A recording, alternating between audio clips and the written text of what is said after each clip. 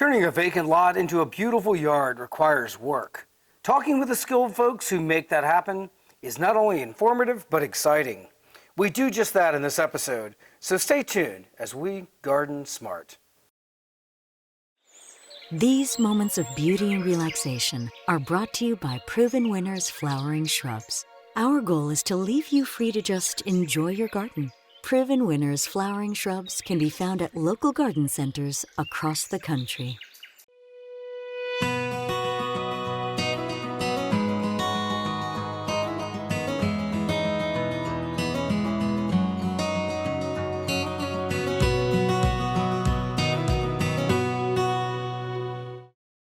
DRAM has been providing gardeners with professional equipment for over 80 years. DRAM products feature 9 water patterns and are designed to nurture your plants with a shower of rain. DRAM for lawn and garden, available at garden centers near you.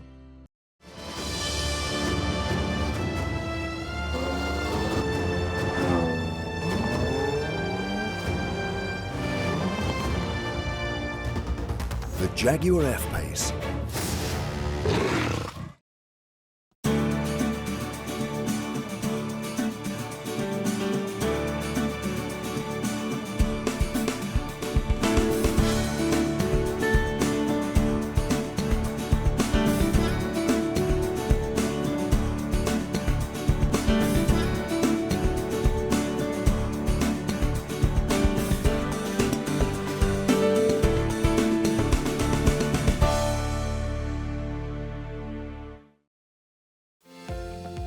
Our guest host had built a tiny house in the past, but had very limited gardening knowledge. So she needed help in selecting, planting, and caring for the plants in both their indoor and outdoor spaces. It was time to bring in the experts. One of the first was Mark Kohia.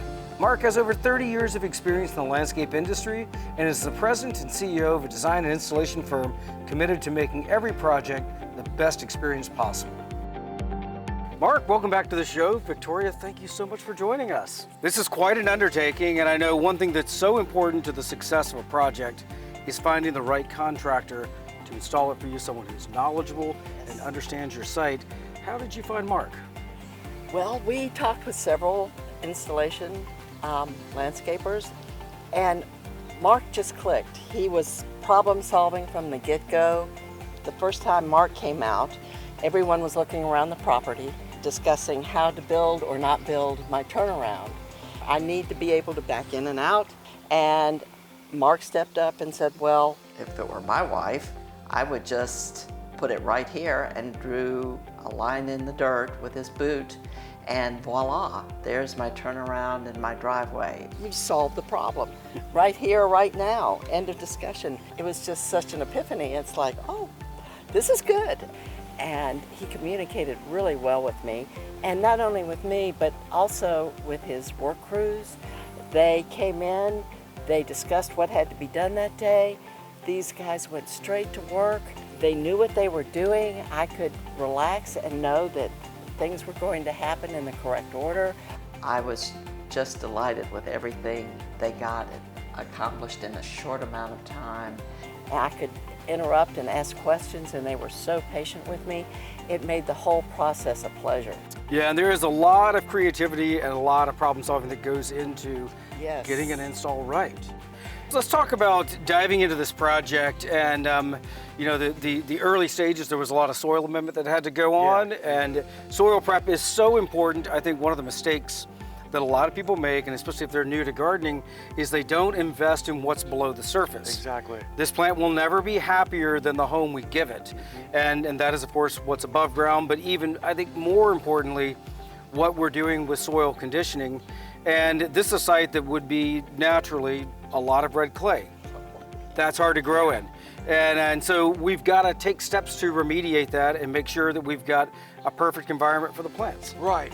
So with the topsoil, that's the native dirt, the red clay that's here. So we had to come in, we had to grade it. Once we start the grading process, it's very important to make sure when you do the grade, you get the proper flow of the drainage. So then we brought in the amended planting soil. With that, you have to till that in a good 12 inches to mix it in with the native topsoil. And then from there, then you're able to plant. Then when we go to install our plants, we've got now a very loose, friable soil.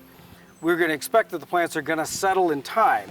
So we want to make sure that we don't plant anything too deep. Correct. So when we're digging our holes, every plant is going to be about 3/4 of an inch planted high. We'll kind of mound up to them, expecting some settling, right? Correct. And then like with this project here, we're fortunate enough to have a design for it. But keep in mind, if you're doing it yourself, before you plant, lay everything out. Right. And make sure it's at the proper width. Then also make sure you do plant it at the proper depth. Absolutely. I think that's a great tip, Mark, that we can see what the ultimate landscape is going to look like before we go to all the trouble of digging holes. Exactly. And in that soft soil, the container also can make a little imprint, so whoever's digging the holes, which is hopefully not us, can then come back, make the holes, get the plants planted, and then this top dressing of mulch is also a very important finishing step. Yes, it is. When you do mulch, it does help keep in moisture for the plant. But as the mulch deteriorates, it provides more nutrients to the soil. So you had quite a few plants that went into this project. Of course, you were dealing with a number of vendors on those, and I think that what you've put together here and what the architect put together really, really came out nice. Yeah, so Kaylin Kittle, she did a marvelous design. Sometimes you do run into some complications of availability of product. So with that, we had to make substitutions. So once we added the turnaround here, we had to also make adjustments in the landscaping. We know we had to take some of the stuff out or relocate it somewhere else on the property. And then it also created a situation where we could use some different things. So we went to Ruby's farm and walked the outdoor showroom so we can get ideas. It's always important to pick plants and colors that the customer really wants. And that's a good way to base a design when you're doing a project like this. Well, and that's why it's important to have a good team together. Victoria, you took an active role in many of the plant selection. Tell us about the process of selecting plants and all the fun you had at Ruby Farm. We did run into sort of acquisition problems in that some of the plants that were on the original design were not available. So we started looking around, and that took me to Ruby Farm, and it gave me sort of an idea, well, we can substitute this for that, and that was a big help, just getting out and seeing all the plants and which ones were going where. Mark was so helpful with the placement of the plants and installing an irrigation system for me that assured that these plants would survive the heat wave. One element that I really like in this garden, I think is essential, especially when you're using the aggregate and then also having mulched beds, is the steel edging. We see many installs where they don't take that extra step. And this Calmet edging is really, really a nice touch. And I think it's just one of those extra like add-ons that people ought to really consider, because it's going to save you a lot of time and effort in the future. And so the steel edging, I think, is a very, very important part of any good design when we have these types of pathways. Mark, tell us about this product. What's good about it, it helps keep your mulch separated from the aggregate that you choose.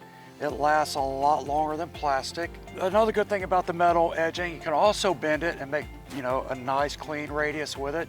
The ends interlock into each other, and they have slots in it, so you take metal stakes and stake it in the ground. And it does keep it nice clean lines, keeps it very uniform. The metal lasts a very long time. It can take a lot of punishment. But what's important, you don't want it to be part of your landscaping. Some people might put it in a little too high. The pathways in a garden are very, very important, and I would say that it's one of the most fundamental first things to figure out, but also determining the right materials to use. And every design is a little bit different, and also what the homeowner really wants, it just varies from site to site. I love the use of slate aggregate, and I've used it in many of my own gardens and have seen it in other designs. I think it's a wonderful material.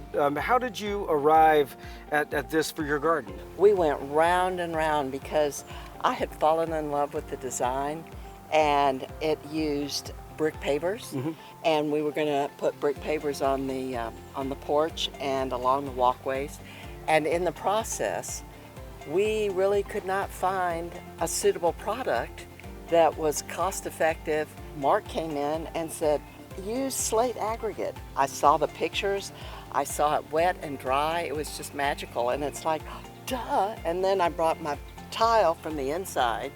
It blends with the aggregate so well, it it just sort of all fell together, and I have Mark to thank for that.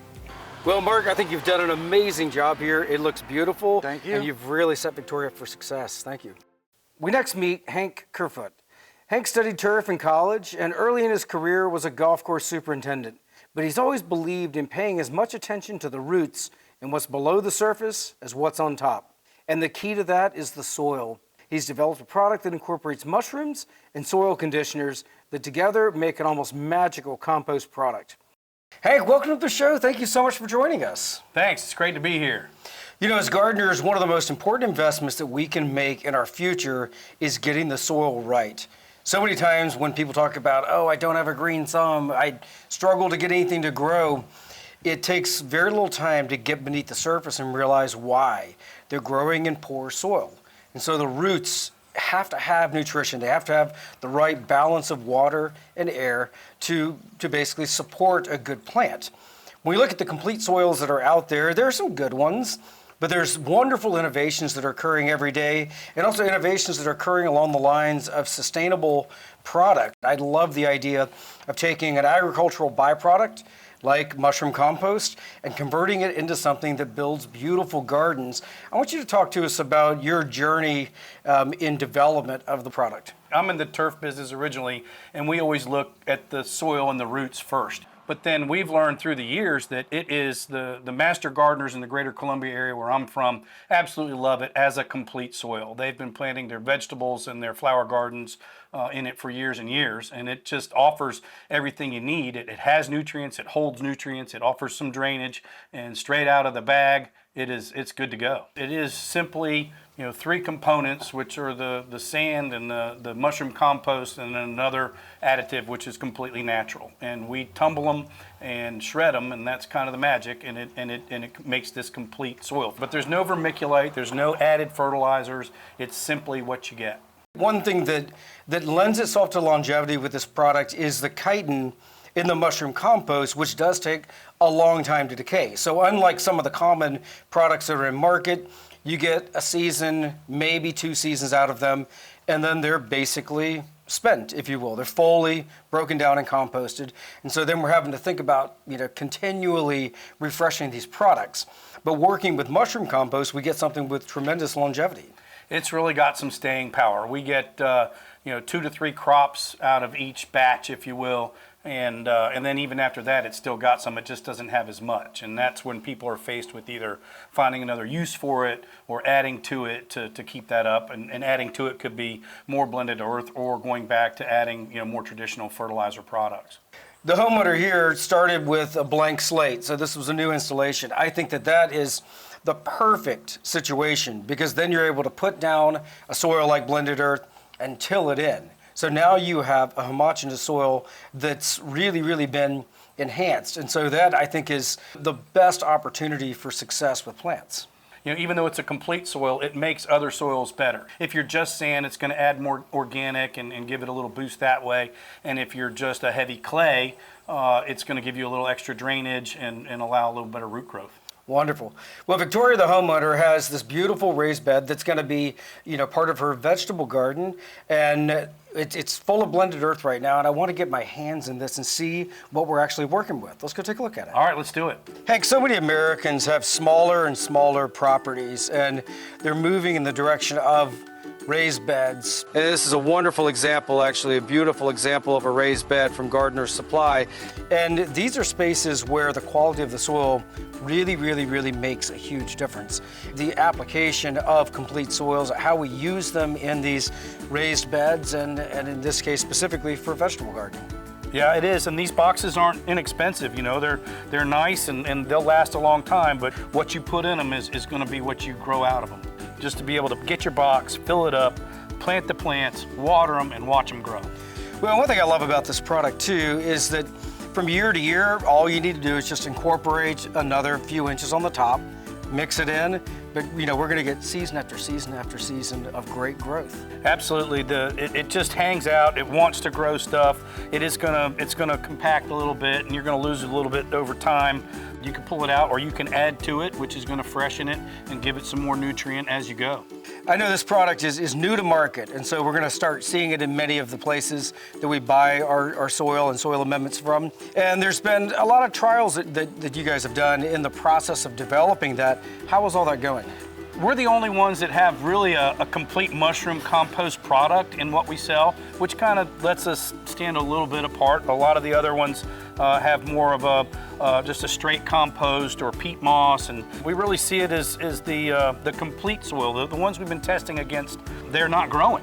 And many of these products that are mostly milled pine bark, if they're not correctly composted, that milled pine bark is basically just going to suck nitrogen out of the plant, and it actually can make a plant grow worse. Some of these bag products that make claims are absolutely doing that and depleting the soil instead of adding to it. Absolutely. So the take-home message is invest in the soil of your plants. It's one of the best things that a gardener could ever do.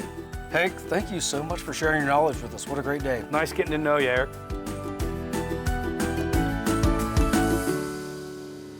The overall theme of the Tiny House series of shows is bringing the inside out and the outside in.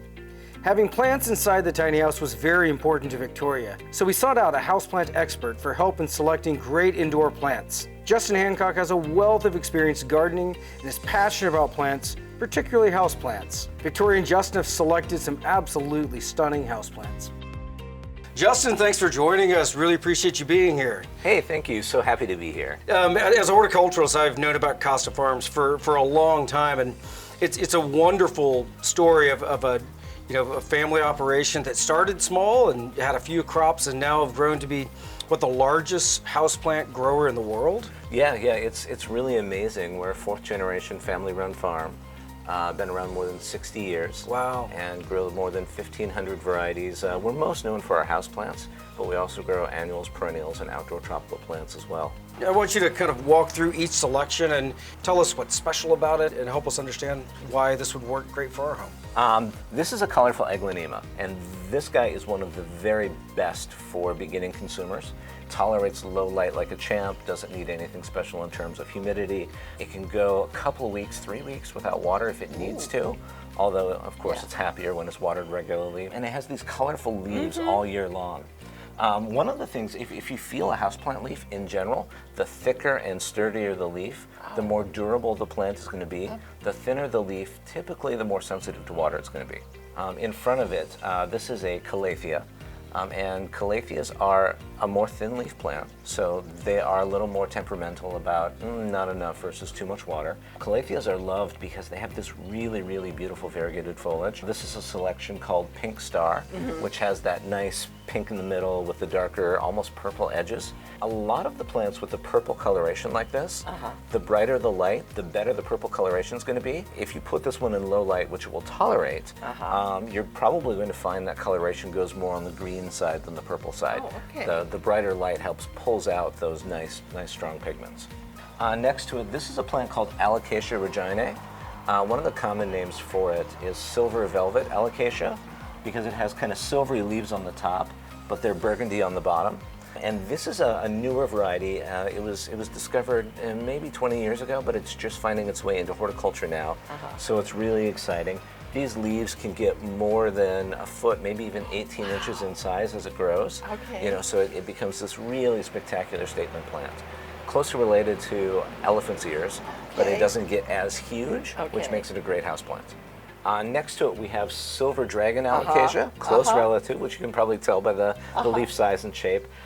This one has really thick, the leaves almost feel like they're plastic, which tells you it's nice and durable in terms of if you forget to water, don't get a chance to fill the reservoir 1 week. Has this gorgeous kind of silvery foliage with the darker veins. I like plants with silver highlights like this because they're so fun to accent with other plants. Silver is a neutral, so you can design it with anything. You can put it with the pinks, the purples, but it looks really fabulous with the greens too. Another newer one to horticulture, this is golden crocodile philodendron, called crocodile because the leaves have these toothed edges. And when this guy gets going, the leaves can get like almost 3 feet long. Wow. Just a spectacular plant. Has this bright golden yellow Yes. color. It's kind of a fun one too because you can train it to grow however you want. You can let it climb if you put a pole by it, and it'll have these aerial roots that develop along the stem. Okay. They'll latch into the pole, and it will be this magnificent vine. But if you let it grow like this without a support, it's just going to be more of a bushy plant. Okay. So it'll get fuller and fuller and bigger, but it's not going to need a support. This plant botanically is known as Rhaphidophora tetrasperma. It's a mouthful, so the common name is Mini Monstera. Mini Monstera because it has these fenestrations or these windows in the leaves. This is a fairly fast-growing climbing plant. You should notice after a couple of months, it gets taller and taller and taller, really going to benefit from a support. Okay. And if it gets too big for you, you can trim this one back anytime you want to. It takes really, really well to pruning. In the middle here we have money tree. Botanical name here is Pachira aquatica. This is actually a tropical tree from South America. Has the fun braided stems. Right. If you want to continue that as it grows, you can do that, or you can let it form just as a more natural multi-trunk tree. Oh, okay. But really, really forgiving. Common name money tree comes from this legend that a farmer who was kind of down on his luck, got some seeds, planted them. They ended up growing. He made a lot of money selling the seedlings and the fruits of the tree, and so it was good fortune, hence money tree. Justin, so many great selections here. Victoria, do you have any care questions about your plants? I have started trying to acclimate them inside and outside. And I understand if it goes below 60, you bring them in. And I don't really have to worry about the 95, 98 Not degrees. at all. These come from tropical regions where it gets that hot. Oh, and is it going to have a problem when I then pull it back into the air conditioning where it's 68 to 72? They may be a little stressed if that happens, Okay. but it's not going to be a major impact to the plant. Just understand their growth is going to slow. You might see a couple leaves yellow as the plant says, "Whoa, this is a big change." Because in nature, plants don't move Right. locations.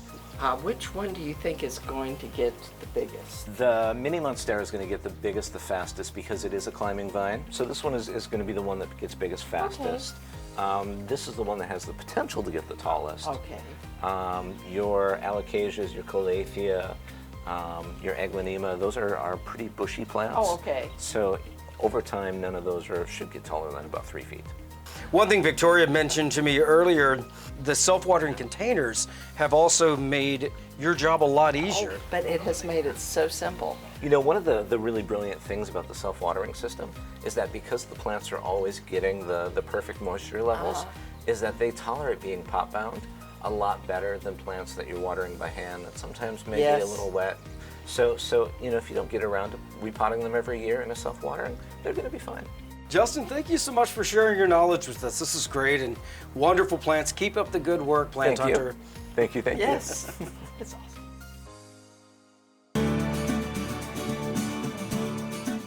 Each week we travel the country north to south, east to west, visiting some of the most exciting gardens, as well as talking to industry horticulturalists about design principles, new plants, and also how you can be most successful with your home gardens. We also love answering your gardening questions, so visit us on the web at GardenSMART.com.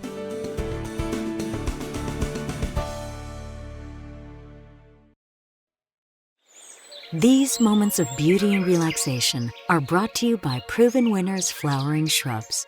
Our goal is to leave you free to just enjoy your garden. Proven Winners Flowering Shrubs can be found at local garden centers across the country.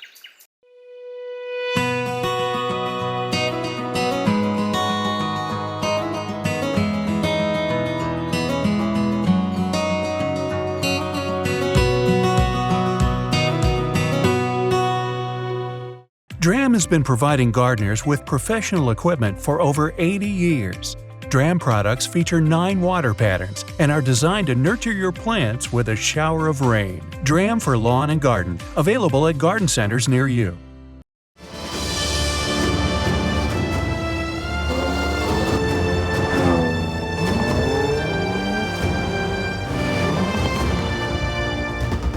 The Jaguar F-Pace. We've enjoyed following the landscaping of Victoria's tiny house. It's exciting to see this project come together. In the upcoming show, we'll discuss selecting the right perennial plants for your garden and how to help them thrive. If you have questions about anything you've seen today, visit us on the web at GardenSMART.com. You can also find us on Instagram and Facebook. And remember, even if you're a master gardener, there's always more to learn. So join us next week for more exciting tips and ideas as we garden smart.